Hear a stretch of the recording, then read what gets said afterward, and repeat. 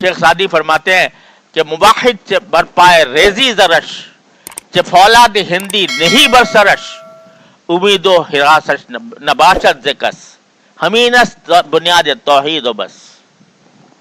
शेख सादी फरमाते हैं कि मुवाहिद यानी तौहीद पर ईमान रखने वाला कौन है कि चाहे उसके सामने जाकर सोने के ढेर लगा दो, चाहे तेज तलवार उसकी गर्दन पर रख दो, मगर उसे ना उस सोने से कोई उम्मीद होती है और ना इस तलवार से कोई खौफ होता है, सिवाय परवरदिगार के न किसी से उम्मीद है न किसी से खौफ है। तो ये हमीनस्त बुनियाद तौहीद बस। मौलाना फरमाते हैं, शेख सादी फरमाते हैं कि तौहीद की बुनियाद असल में यह है,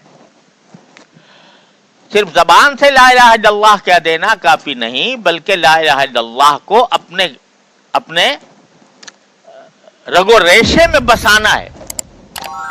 और उस रगो रेशे में बसाने का तरीका क्या है वो तसव्वुफ बताता है।